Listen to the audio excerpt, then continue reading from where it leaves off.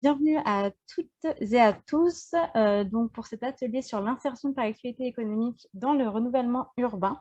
On va avoir deux interventions assez courtes et ensuite on va se laisser une bonne demi-heure d'échange, de questions-réponses. Donc là, comme tout à l'heure, n'hésitez pas à poser vos questions dans le chat ou suite aux interventions à ouvrir votre micro, à partager vos propres expériences ou vos questions directement à l'oral. Alors, on va d'abord accueillir notre première intervenante. Je crois que je vous ai vu connecter, Madame Elisabeth Dargent. Est-ce que je vous vois? Voilà, je remets le son. Bonjour à tous. Bonjour, bienvenue. Donc, Elisabeth Dargent, vous êtes directrice générale de Main-Forte, qui est une entreprise d'insertion, et vous allez nous parler de l'action que vous menez en partenariat avec un ACI, donc Atelier Chantier d'Insertion, dans le cadre de déménagement pour l'ANRU. Peut-être vous pouvez commencer, Madame Dargent, par nous présenter rapidement votre structure, votre organisation, les activités que vous menez. Oui, alors Main-Forte est une entreprise d'insertion qui existe depuis 25 ans. On est dans les Hauts-de-France, on a deux sites qui sont situés à Arnes, dans le Pas-de-Calais, et puis à Lille, Lille dans le nord, pardon. Et notre activité d'insertion s'exerce sur un métier qui est le transport et la logistique. Donc, tous les participants et les stagiaires à un parcours d'insertion ont pour objectif de travailler dans ce domaine d'activité. Et principalement, on a des conducteurs routiers et lourds, super lourds et des livreurs en véhicules légers.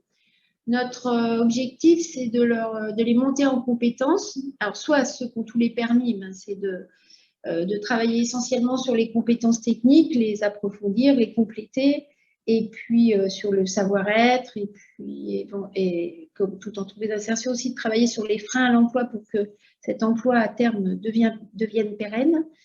Et pour les autres, que ce soit les conducteurs lourds ou les livreurs en petites camionnettes, c'est de les monter en compétences et d'obtenir le ou les permis supérieurs.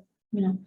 Donc voilà, donc on a dans le Nord, on a à peu près une petite centaine de personnes avec, j'allais dire, entre 80 et 90 personnes en parcours d'insertion. Et depuis quelque temps, on a ajouté une activité logistique parce que ça complète notre activité économique. Et puis d'un point de vue insertion, ça a vraiment du sens puisque c'est un métier en tension où on a beaucoup de mal à recruter des conducteurs lourds et super lourds. C'est un métier en pénurie. Et donc, on s'est dit que notre métier d'insertion, c'était de faire rentrer des nouvelles personnes dans cette activité logistique transport. Donc, la logistique permet de recruter des gens qui sont un peu plus éloignés de l'emploi et qui n'ont même pas forcément de permis. On a à ce moment 4-5 personnes qui n'ont pas du tout de permis. Voilà. Merci. Donc, quand on a échangé, vous m'avez notamment parlé d'une action que vous réalisez pour Pas-de-Calais Habitat. Est-ce que vous pouvez nous présenter cette action, comment s'est monté ce partenariat? Alors, nous, historiquement, on a travaillé, j'allais dire, au cas par cas avec Pas-de-Calais Habitat. Et puis là, ils nous avaient contactés parce qu'ils voulaient rentrer dans une convention plus formelle et faisant jouer, entre guillemets, cette clause d'insertion avec des heures d'insertion, et notamment dans le cadre de l'ANRU, puisque sur le département et sur des immeubles qu'ils gèrent, il y avait beaucoup de déménagements prévus avec des réhabilitations, donc des relogements, enfin, etc. Donc, effectivement, on a dit que ça nous intéressait et je vous expliquerai pourquoi. À part que nous, on veut vraiment rester sur notre métier de transporteur, éventuellement avec un peu de manipulation. Et donc, nous, on n'est pas du tout habilité à faire des branchements ou des débranchements électriques. On ne fait pas de mise en carton vraiment. Voilà, on peut aider un peu à démonter quelques meubles, mais on n'a pas une prestation à proprement dite sur le sujet. Et donc, c'est comme ça qu'on a été en lien avec l'APSA, qui est un atelier chantier d'insertion sur Liévin, ou sur Lens, pardon. Et du coup, l'APSA avait aussi cette activité, mais eux peuvent beaucoup plus intervenir en termes de services pour les locataires, et aussi parce qu'ils ont une petite ressourcerie, je crois, et que donc tout ce qui peut être meubles à récupérer ou autre, ils peuvent aussi proposer ce service. Donc, on travaille en partenariat. En fait, c'est une convention tripartite avec Pas-de-Calais Habitat, l'APSA et nous. C'est l'APSA qui est coordinateur. Et nous, on fait donc essentiellement des déménagements où il n'y a pas de montage, démontage, où la personne prépare son déménagement. Voilà, on se partage comme ça les différents déménagements entre l'APSA et nous-mêmes. De la même façon, nous, on peut intervenir en dehors de la zone géographique de l'APSA. Donc, par exemple, on intervient sur Arras, puisqu'ils sont plus contraints que nous en termes géographiques. Donc voilà, donc ça se passe bien. Et l'intérêt pour nous, c'est vraiment de donner de l'activité à des gens qui n'ont pas encore les permis poids lourds et qui, ça leur permet, puisque tout le monde ici connaît l'insertion et ça ne peut être efficace et réel que si on a de l'activité à proposer. Et donc, ça permet de proposer cette activité en camionnette avec quand même un peu de manutention. Merci Elisabeth. Est-ce que, donc dernière question que je voulais vous poser en introduction de cet atelier, est-ce que vous avez l'intention de développer de nouveaux partenariats avec des bailleurs sociaux, avec des structures d'insertion par activité économique dans le champ du renouvellement urbain, mais pas seulement? Enfin, quelles sont vos perspectives, on va dire, sur ce champ d'activité? Alors, continuer sur du déménagement, oui, pourquoi pas, puisqu'on a une certaine expérience. Donc, je crois que j'ai entendu ça. Je crois que Sylvain est là. On a différents ateliers avec différents bailleurs sociaux sur le sujet dans les Hauts-de-France. Donc, oui, ça nous intéresse et on y regarde, sachant que souvent, c'est assez long à mettre en place. Enfin, entre le fait de rencontrer les beaux interlocuteurs, le fait de mettre les conventions en place, et puis le fait que l'ennui, enfin j'allais dire, les besoins se font sentir, ça peut être des délais assez longs. Mais oui, bien sûr. Et puis sur nos autres sites, bon, par exemple, là, c'est essentiellement le site du Pas-de-Calais qui travaille sur ce projet. Nous, on serait très intéressés dans le Nord. Et puis après, on a d'autres sites hors dehors du territoire des Hauts-de-France où ça pourrait être aussi dupliqué. Donc oui, on y regarde. Merci Elisabeth pour cette illustration finalement qui fait particulièrement le lien avec l'intervention de Sylvain Dursan. Je vous propose d'enchaîner avec le deuxième intervenant et ensuite on fera un temps de questions-réponses et d'échanges global donc sur les deux interventions et si vous avez aussi envie de partager vos retours. Donc, on va accueillir Jérôme Swinguedo, qui donc est manager de projet en ressources humaines chez Entreprendre Ensemble à Dunkerque. Jérôme, je crois que je vous ai vu connecté. Ah, c'est bon, je vous vois. C'est parfait. Merci beaucoup. Bonjour. Donc, Jérôme, oui, donc vous allez intervenir pour nous présenter l'action que vous menez et qui vise à favoriser l'accès des structures d'insertion par activité économique et des structures du handicap à la commande publique, au marché public. Peut-être vous pouvez commencer rapidement par nous présenter votre structure en 2 mots. Donc, oui, Jérôme Swinguedo, manager projet à Entreprendre Ensemble, département emploi.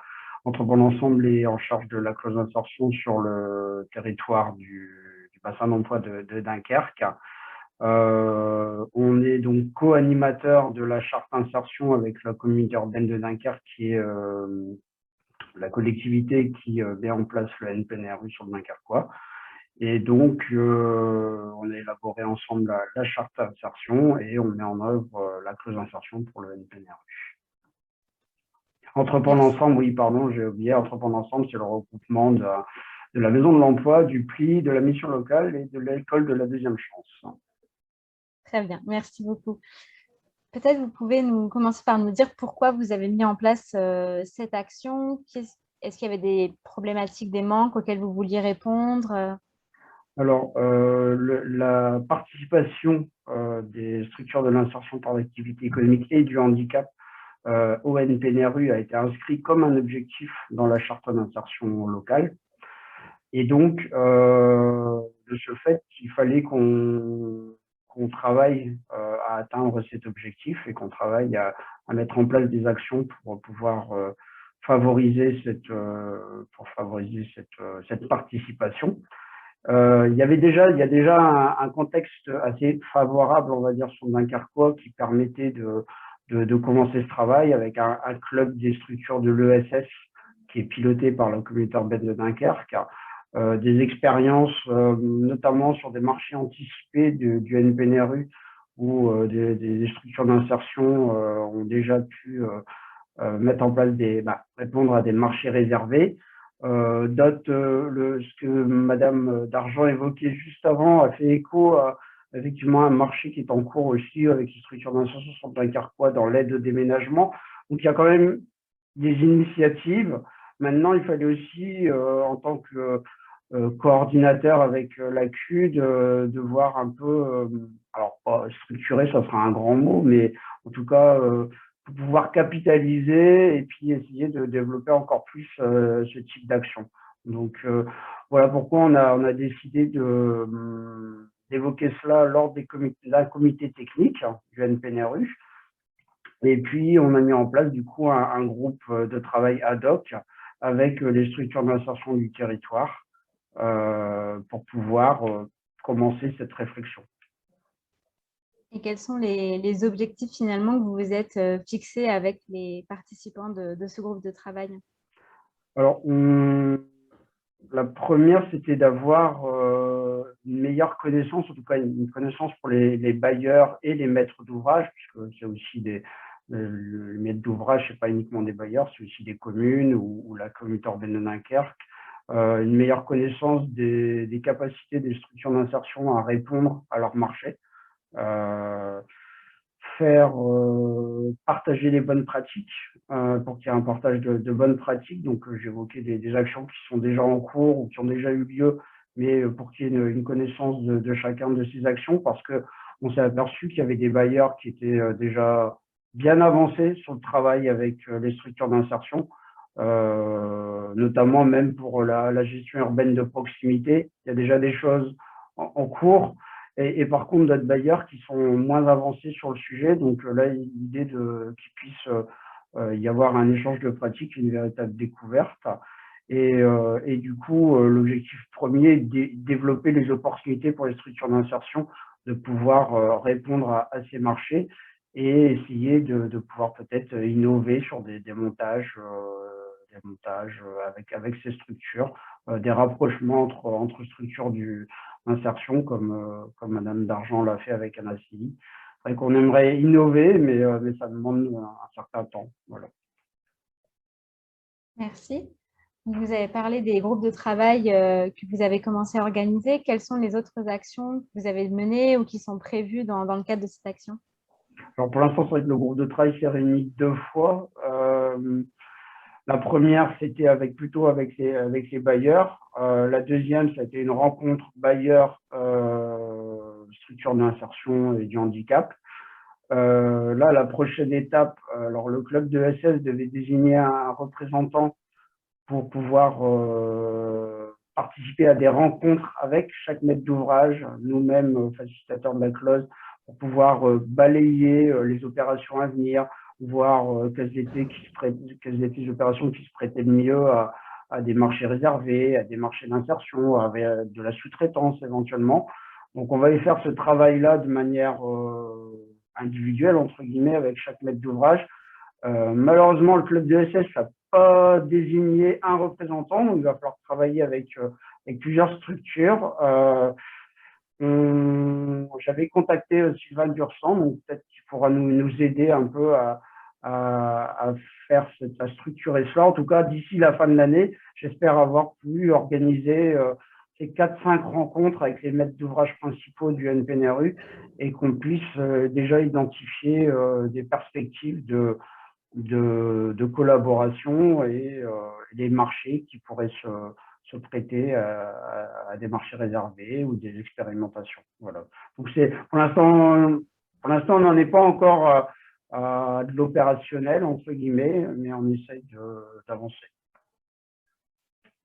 Merci beaucoup. Elisabeth également. Je ne sais pas s'il y a des questions, des réactions. Il y a plusieurs sujets très intéressants qui ont été abordés dans ces deux interventions, notamment le travail en partenariat entre plusieurs structures d'insertion par activité économique, le lien avec les bailleurs sociaux, la sensibilisation des maîtres d'ouvrage. Est-ce qu'il y a des sujets qui vous donnent envie de réagir, de témoigner?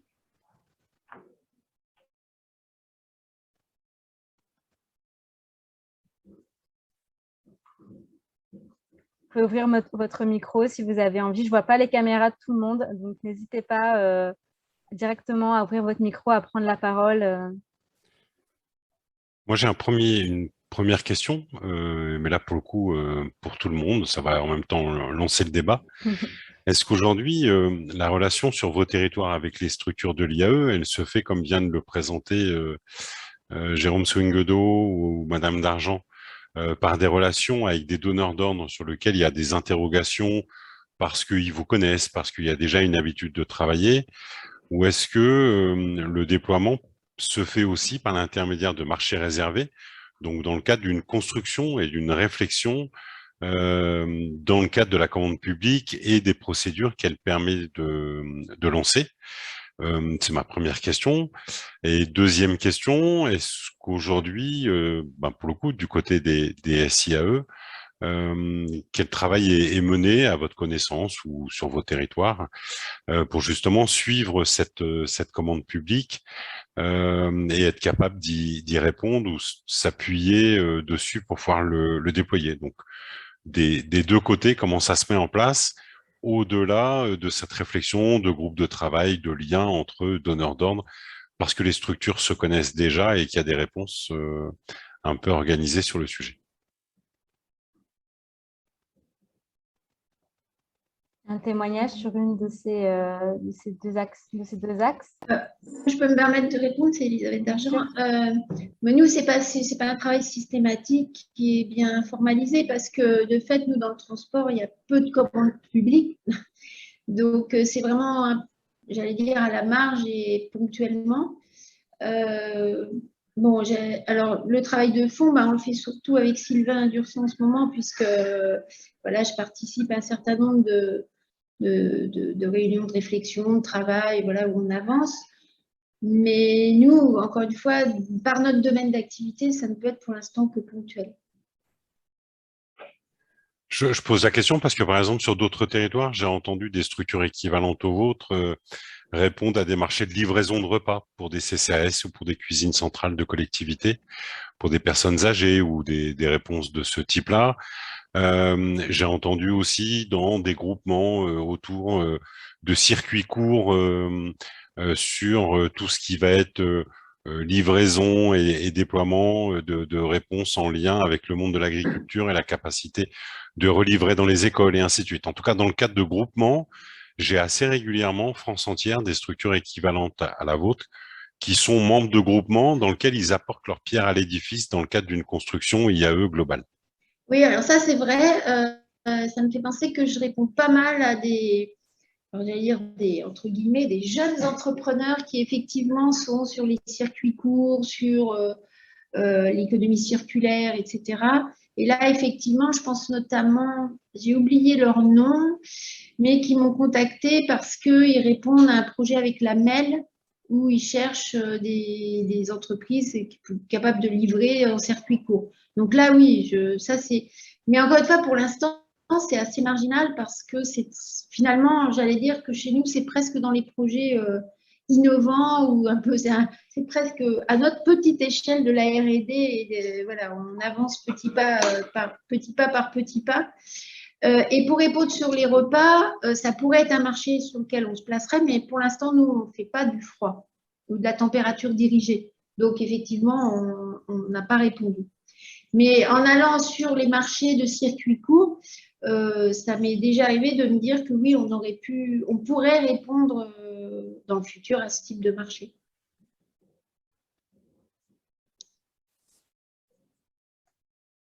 Merci. D'autres réactions sur les propos de Jérôme ou les présentations d'Elisabeth et Jérôme? Je voulais juste compléter, Oui, bien sûr. alors pas sur les objectifs, sur ce qu'on essaye de mettre en place, mais c'est une question plus globale, c'est la place du facilitateur dans la liaison entre les maîtres d'ouvrage et les structures d'insertion pour l'activité économique. Parce que quand j'ai commencé ce travail, j'ai aperçu effectivement, comme je le disais, qu'il y avait des bailleurs avec qui ça se faisait déjà, pour lesquels on n'avait pas d'ailleurs d'informations sur ces marchés, et se poser la question d'ailleurs de la capitalisation et de la valorisation. Est-ce que les marchés qui étaient passés comme ça directement entre un bailleur et un maître d'ouvrage dans le cadre du NPNRU, est-ce que c'était la structure coordinatrice, donc entreprenant ensemble, de la capitaliser et de la faire remonter au comité de pilotage et à l'ANRU, ou est-ce que c'était au bailleur de le faire parce qu'il était passé en direct. Donc on vient s'immiscer un peu dans une relation directe entre un maître d'ouvrage et une entité économique qui répond à un marché. Et voilà, il faut trouver sa place dans essayer de développer l'accès de certains tout en non plus en n'instaurant pas une concurrence. Bah, c'est pas forcément simple quand il y a déjà des choses qui se font et pour pouvoir trouver sa légitimité d'intervention.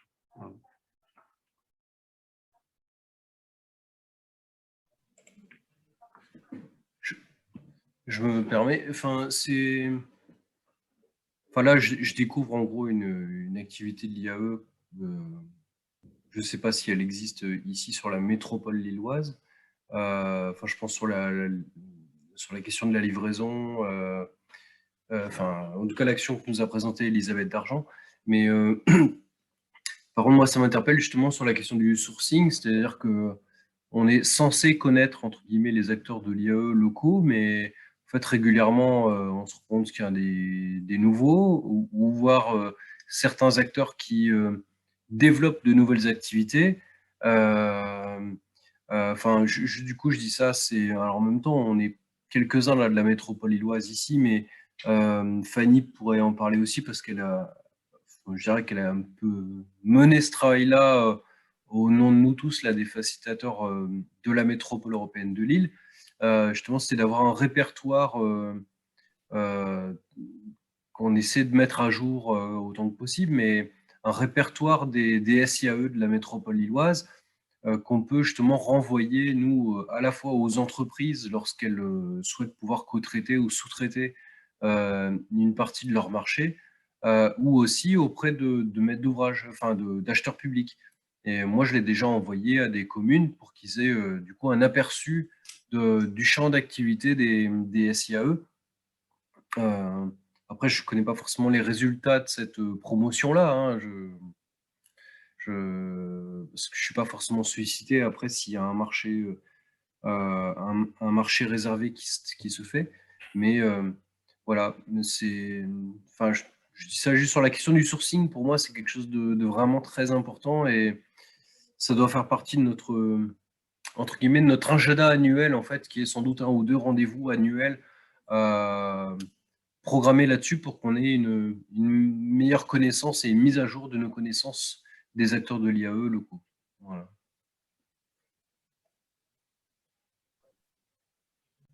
Merci. Effectivement, cette question du sourcing et du repérage des structures d'insertion par l'activité économique, elle est très, très actuelle. Ça fait aussi le lien avec la mise en place de la plateforme de l'inclusion. On n'en a pas parlé aujourd'hui, c'était un choix voulu de notre part, donc la plateforme de l'inclusion et notamment le marché de l'inclusion qui est en train de se mettre en place a vocation à répertorier les structures d'insertion par l'activité économique sur les différents territoires et on est en train d'organiser, donc en lien notamment avec l'ANRU, un webinaire sur ce sujet-là pour présenter la plateforme aux acteurs. Donc, ça pourra aussi peut-être permettre de favoriser ce sourcing-là. Je ne sais pas, Marianne, si tu veux dire quelques mots sur ce webinaire à venir. Sur le webinaire, pardon, excusez-moi, sur le webinaire sur le marché de l'inclusion, c'est ça? Oui, c'est ça. Oui, en fait, donc on a l'ANRU et la NCT, on a rencontré à plusieurs reprises le marché de l'inclusion au niveau national, notamment pour voir un peu comment ils avaient l'intention de s'articuler avec les objectifs d'insertion du NPNRU. Et l'idée, c'est qu'on va proposer aux structures qui portent les facilitateurs, mais aussi et surtout aux maîtres d'ouvrage, un webinaire dans les semaines à venir. Alors, je ne me rappelle plus de la date, je suis vraiment désolée. Je crois qu'on a dit en novembre, mais j'ai plus de date exacte, dans le cadre du mois de l'ESS, pour d'une, représenter l'outil, mais ça pour vous, les structures porteuses de facilitateurs AVE avaient déjà fait le travail, mais aussi, et notamment à destination des maîtres d'ouvrage, pour expliciter que dans tous les cas, le facilitateur reste au cœur du sujet de l'insertion et que l'outil marché de l'inclusion est bien un outil pour appuyer au sourcing, appuyer justement à découvrir tous les domaines d'activité dans lesquels les SIAE et les structures du handicap sont présents, mais que par contre, ça ne remplacera jamais la plus-value humaine du professionnel facilitateur et que de toute manière, dans le cas du NPNRU, nous n'avons qu'un seul je ne peux pas dire qu'un seul phare, mais nous n'avons qu'un seul référent, c'est la structure en charge des objectifs, et qu'on n'ira pas faire la tournée des maîtres d'ouvrage pour récupérer les heures. Donc ça répond aussi un peu à la question tout à l'heure de comment trouver sa place entre la structure d'insertion et le maître d'ouvrage quand on est facilitateur. Pour moi, il y a une organisation locale à trouver sur l'ensemble des marchés, mais nous, en tout cas, dans le cas du NPNRU, les objectifs consolidés, on ira les chercher que auprès de la structure référente sur l'agglomération. On n'ira pas faire la tournée des maîtres d'ouvrage, ça c'est sûr. Merci. Alors effectivement, on a une date qui est en cours de calage pour ce webinaire sur la fin novembre plutôt. Donc on vous tiendra au courant dès que la date sera validée et que le programme pourra être transmis. Oui, Jérôme, on vous écoute. Ah, j'ai cru que vous aviez levé la main, excusez-moi. Oui, pardon, j'avais pas activé mon son, pardon. Il y a ce qu'a évoqué Sylvain Dursan aussi, c'est et ce qu'on a essayé, on a commencé à y réfléchir, c'est la place des structures dans l'insertion par activité économique du handicap dans le NPNRU, c'est aussi pour leurs salariés et le lien avec la clause d'insertion. La clause d'insertion après une étape IAE, s'il n'y a pas eu de sortie positive, les PMSMP pour leurs salariés en insertion.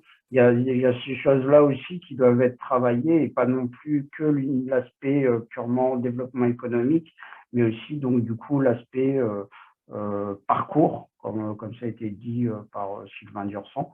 Et cette chose-là aussi, cet axe-là, il faut qu'on y travaille.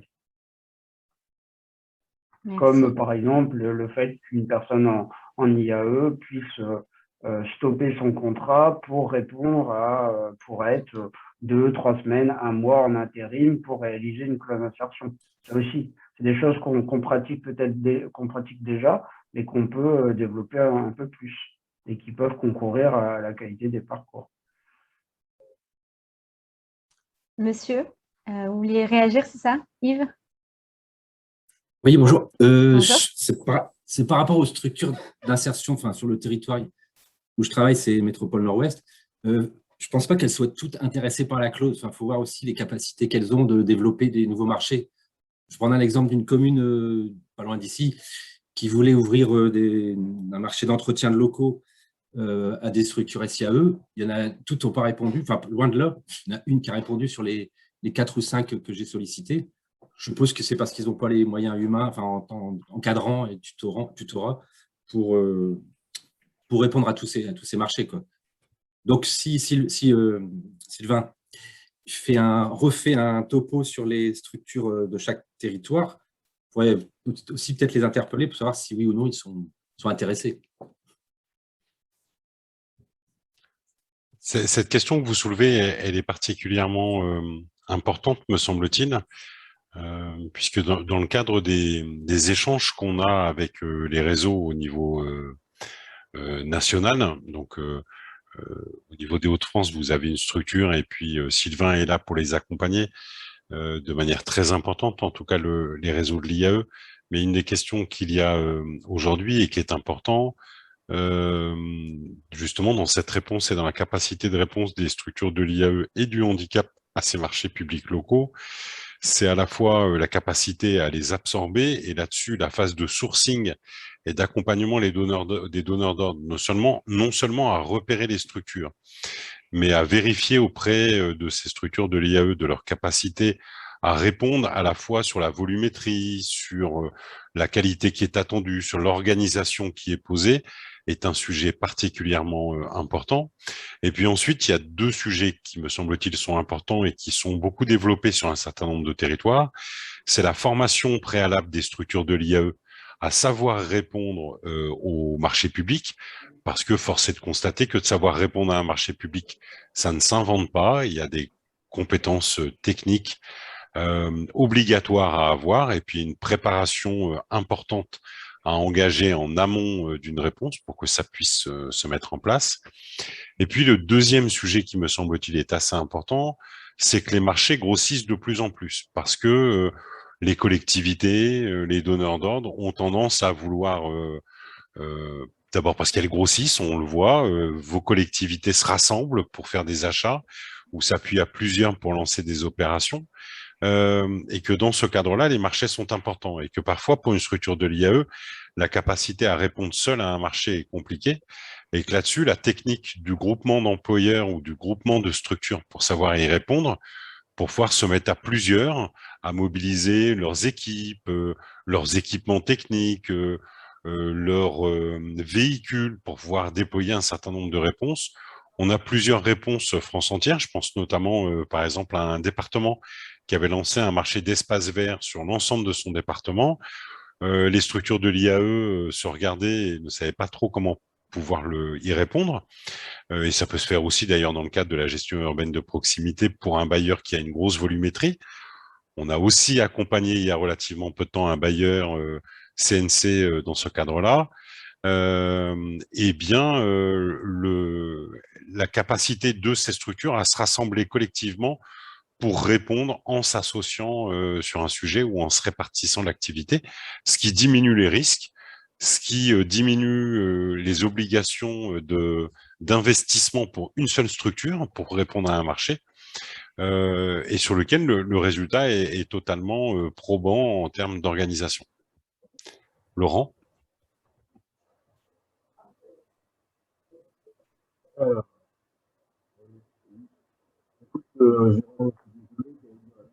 Laurent, on t'entend assez mal.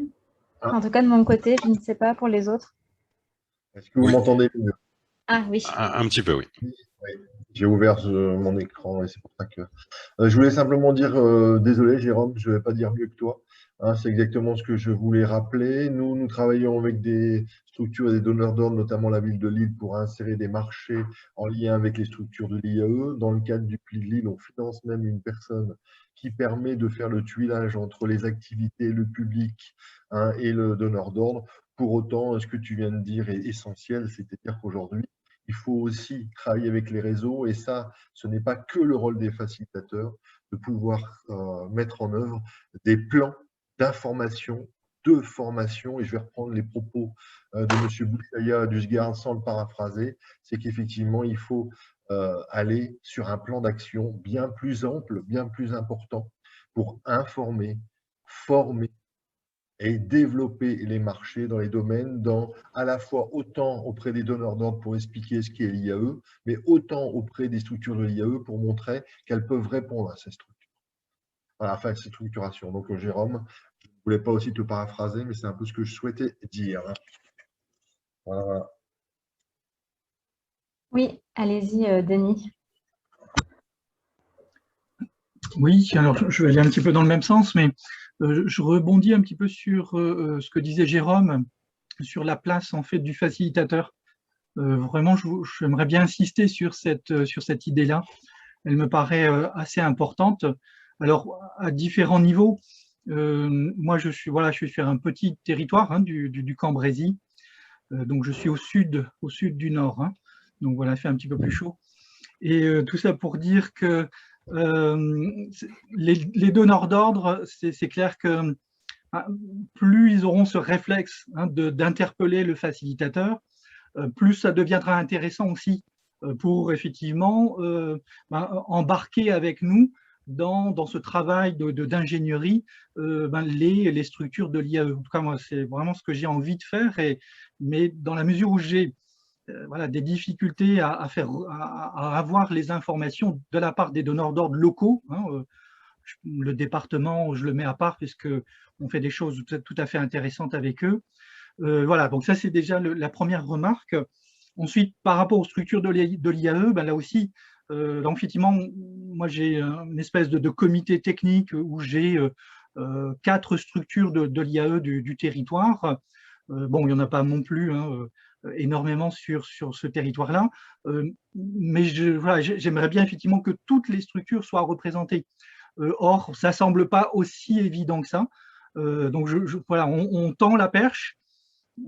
Ça me paraissait évident que tout le monde l'apprenne sans… Voilà, parce qu'il me semble qu'on est tous dans dans le même bateau, ça ne semble pas toujours aussi facile avec toutes les structures. Bon, voilà. En tout cas, là, il y en a 4 et c'est vraiment intéressant. Alors, c'est d'autant plus intéressant que lorsqu'ensuite on échange, par exemple, actuellement, on travaille avec une ETTI, j'en ai qu'une seule sur le territoire, qui a une convention de partenariat donc privilégiée avec Suez Environnement, qui répond donc à la clause d'insertion sur des volumes très importants. Et ben, comme on connaît notre public et la difficulté quelquefois du public que l'on peut avoir, alors on s'est aperçu qu'on a eu quelques loupés en termes de prescription et d'orientation vers l'employeur. Alors ensemble, on est en train de réfléchir à construire une espèce de sas intermédiaire avant de pouvoir orienter le public au sein de Suez Environnement. Donc ça peut se faire, l'idée en tout cas ce serait de faire ça au sein de Suez Environnement. Ils nous mettraient à disposition leur parking, le camion, puisque c'est le ramassage donc des déchets, et de pouvoir comme ça, entre guillemets, tester et voir si le public est en capacité, et déjà au préalable, à une représentation suffisamment bonne du métier de Reaper, par exemple, voilà, des choses comme ça. Mais ce qui m'intéresse là derrière tout ce travail qu'on est en train de faire actuellement, c'est que ça part de très bonnes relations avec le TTI. Sans ça, je n'aurais pas forcément eu l'info. Moi, je comptabilise les heures d'insertion pour Suez Environnement, mais aujourd'hui, on va au-delà de ça. On ne fait pas une simple comptabilité, effectivement, on va s'efforcer d'affiner le geste technique, et un geste technique qui peut être certainement transférable par ailleurs sur d'autres postes et pas forcément sur un métier de Reaper.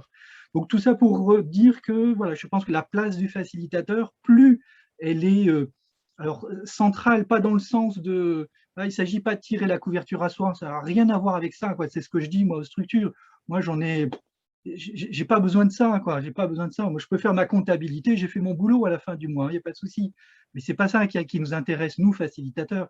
Nous, je pense on a envie aussi d'être des développeurs au-delà de simples comptables. Et je pense qu'on a tous de bonnes idées. Et puis, la force de notre réseau, que ce soit au local, au niveau donc département, régional et national, fait que on a des bonnes idées qu'on peut venir aussi essayer d'adapter ici ensuite localement. Voilà, j'arrête là parce qu'après, j'ai d'autres choses à dire. Merci beaucoup pour votre témoignage. Jérôme, vous vouliez réagir?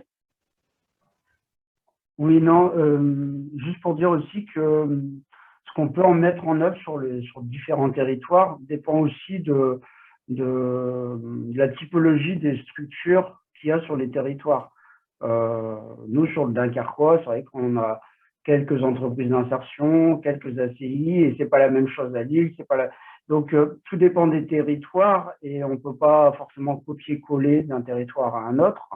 Après, ce que j'ai remarqué aussi, c'est que les entreprises d'insertion vont facilement sur les marchés publics, ils répondent directement, sans besoin d'aide, sans besoin, voilà. C'est plus compliqué, effectivement, pour les ACI. Et donc, on va dire qu'il y a un peu comme une forme de concurrence finalement. Et puis à côté de cela, il y a les structures du handicap avec la nouvelle loi qui est passée, qui fait qu'on peut les mettre à égalité sur un marché, ou alors on fait marché réservé IAE, marché réservé handicap, ou alors un marché réservé pour les deux, et les deux sont en concurrence. Et du coup, on sent quand même qu'on est un peu au milieu de ça, un peu au milieu de cette concurrence entre structures du handicap et structures de l'IAE. Et je rejoins Denis, effectivement, nous, on n'est pas là pour diriger tout ce petit monde et on est juste là pour essayer d'initier des choses, de faciliter, et facilitateur de la clause, mais aussi de facilitateur sur ce type d'expérimentation. Et voilà, donc, voilà. Après, je vois qu'il y a une question sur Cap Intérim France TTI spécialisé dans l'emploi des personnes en situation de handicap. c'est vrai que c'est une chose que sur nous, sur Dunkerque, on n'a pas forcément, on sait que les travailleurs handicapés sont éligibles à la clause d'insertion, mais c'est vrai qu'on n'est pas forcément très en lien avec le Cap emploi ou des GTTI du handicap. On travaille beaucoup avec des GTTI classiques, mais pas assez avec le monde du handicap. Et c'est une chose aussi qu'il faut qu'on s'améliore. Alors, juste une toute petite information sur le sujet. Il y a eu quelques mesures qui ont été faites sur d'autres régions de l'arrivée de la loi de décembre dernier et justement de la question qui était posée par Jérôme Swinguedo sur la mise en concurrence des structures. C'est que de très nombreux territoires, France entière, les facilitateurs, avec les donneurs d'ordre et dans le cadre d'un sourcing préalable, l'arrivée de cette loi a beaucoup moins mis en concurrence que facilité la coopération entre les structures. Il faut savoir qu'aujourd'hui, le retour d'expérience qu'on en a, c'est que quand le donneur d'ordre choisit de lancer un marché avec l'article 2113-14 en validant la possibilité aux structures de l'IAE et du handicap de pouvoir y répondre, il y a assez peu de concurrence, mais beaucoup de réponses collectives qui sont organisées. Et là, pour le coup, on a des réponses très intéressantes qui se sont mises en place parce qu'il y a des capacités et des expériences différentes qui existent sur les territoires, des mélanges de dispositifs, de compétences, de matériel que les structures peuvent avoir, et elles arrivent assez facilement à trouver des compléments dans leur organisation pour leur permettre de répondre à des marchés peut-être un petit peu plus importants, que ce soit au niveau territorial ou en termes de compétences, en apportant chacun leur savoir-faire sur le sujet. Et là-dessus, le rôle du facilitateur au niveau national, par sa connaissance fine des structures de l'IAE, permet ce type de choses. Il y a, et enfin, dernier exemple que je vais prendre, il y a plusieurs collectivités qui lancent tous les 4 ans toute une procédure de repérage et de validation des structures de l'IAE et du handicap sur leur territoire pour justement valider toutes les structures qui sont prêtes à se faire référencer par leur collectivité pour pouvoir ensuite répondre à l'écosystème de leur collectivité sur différents sujets. Voilà. Et donc, elles se positionnent, elles valident les secteurs professionnels sur lesquels elles sont prêtes à travailler, ce qui permet même, dans le cadre de MAPA, que certaines d'entre elles soient régulièrement sollicitées et mobilisées par leur territoire. Mais là-dessus, on est à votre disposition pour réfléchir et vous accompagner sur le sujet. Laurent.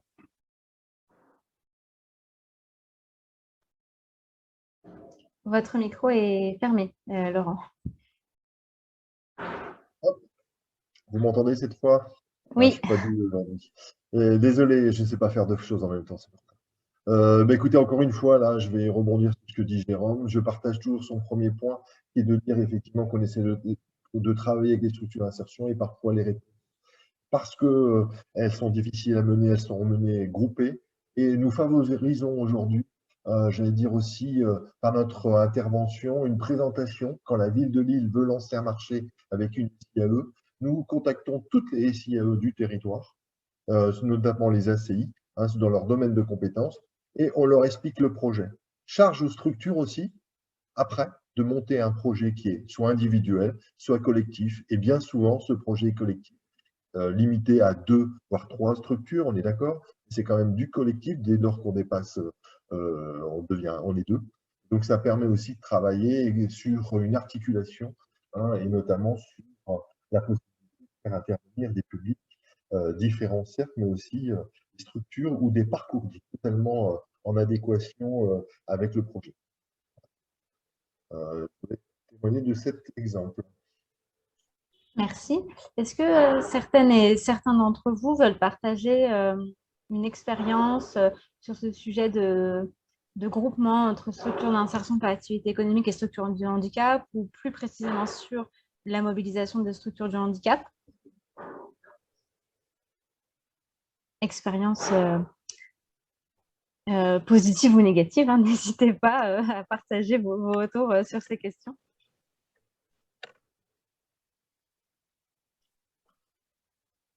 Moi, j'avais une question à poser à Elisabeth.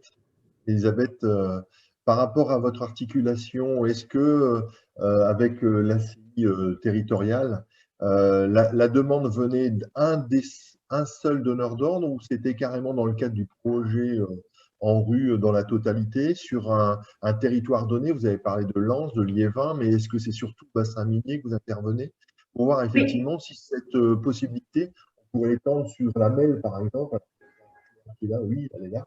Donc, voir effectivement si on y a pensé tout simplement, parce que ça pourrait être une des propositions qu'on pourrait faire dans le cadre de la charte sur l'aide au déménagement des résidents qui seront donc, j'allais dire, dans un souci de relogement prochainement. D'ailleurs, il y a un atelier tout à l'heure sur le sujet. On pourrait rebondir aussi là-dessus.